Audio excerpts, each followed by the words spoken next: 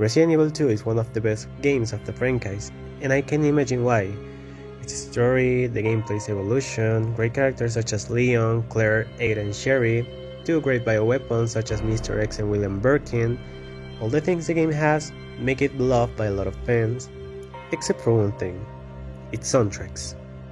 Well, starting from the very start, I'm gonna clarify this. The game soundtracks aren't bad, no, but I think it's particular, and that's what I'm gonna explain in this video. By the way, I'm taking the original version, but I'm also gonna say some things about the soundtracks from the remake. I think that the weakest point of this game are the boss soundtracks, and yes, the best examples I can bring to the table are the three malformations of Birkin, TA and TB. And I know you're saying right now, who the fuck are you and why the heck are you saying no senses, huh? Let me explain myself why I chose them. When talking about bosses, we can imagine the perfect scenario of the best soundtrack. These two things allow us to remember them as good songs, or good bosses. Despite RE1 was a low-budget game, I dare to say that this game, behind its remake, has the best soundtracks in the main trilogy by far. Who doesn't remember when Yon the Snake made his great appearance for the first time?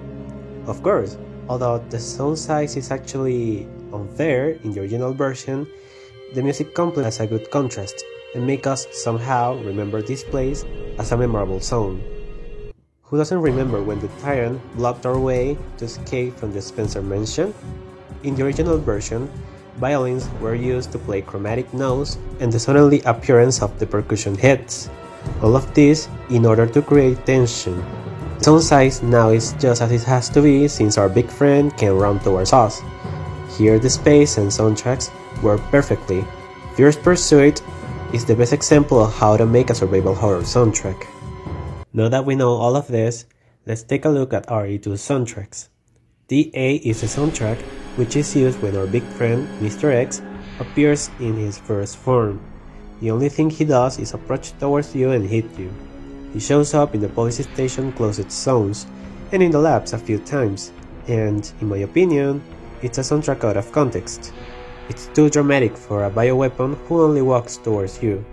Some people will say, but the soundtrack in Code Veronica, when the Tyrant appears for the first time, is also dramatic.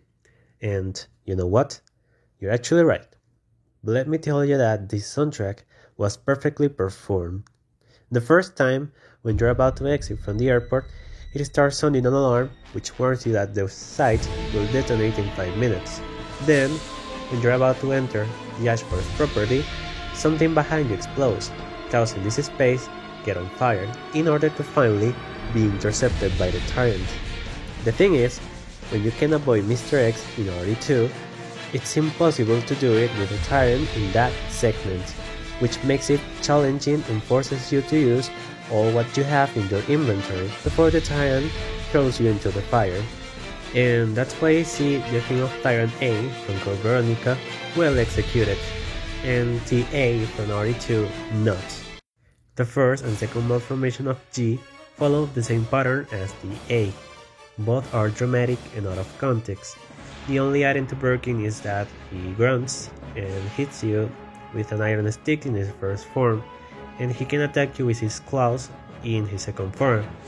From the next malformation on, I would have expected that the second malformation was the third soundtrack, because it fits really nice into those moments of the game. The third soundtrack is super dramatic. I think this was the first attempt to include a voice, but it sounds forced at the same time. And finally, we've reached to TB, and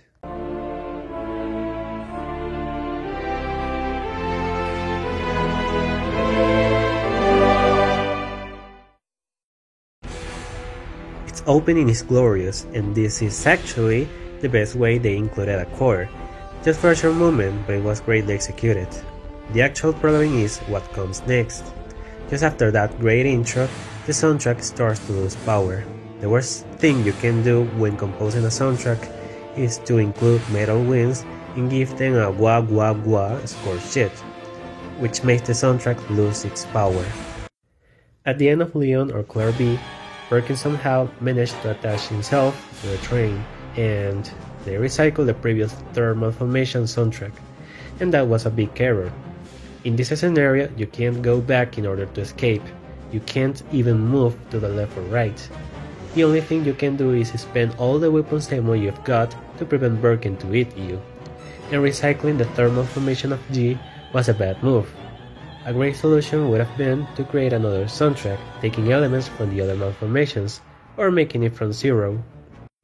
On the other hand, some soundtracks I can point out are the environment ones, which give some zones personality and were well composed for those areas, such as the front hall and its recollection, the safe room theme, the first and second floor, and the basement of the police station. But if we have to compare them among the original RE1 and RE3 Nemesis overworld soundtracks, RE2 will be below them. Now, something I want to say is, I hate when the soundtracks are completely changed, but sound worse. And RE2 Remake has a lot of soundtracks which are the best example of it. A lot of its repertoire were changed instead of remastering the original ones, just as RE1 and RE3 Remake did. The safe room theme, the two first malformations of G were changed from zero with generic rhythms. The only ones I can say they're really good are the one you listen when you play as Leon and you're escaping the lab, the third malformation of G, TA, and the Last Judgment, name that replaced TB. The others aren't catchy, just as the other classic games. In conclusion, the original RE2 has good soundtracks, I can't deny it. A lot of them are mostly from the environment, but the bosses segment has its flaws, and I dare to say these are the most important sounds for showing up the soundtracks. The remake didn't improve those aspects. The final soundtracks are barely good, taking A and B sides, in my opinion, so RE2 and RE2.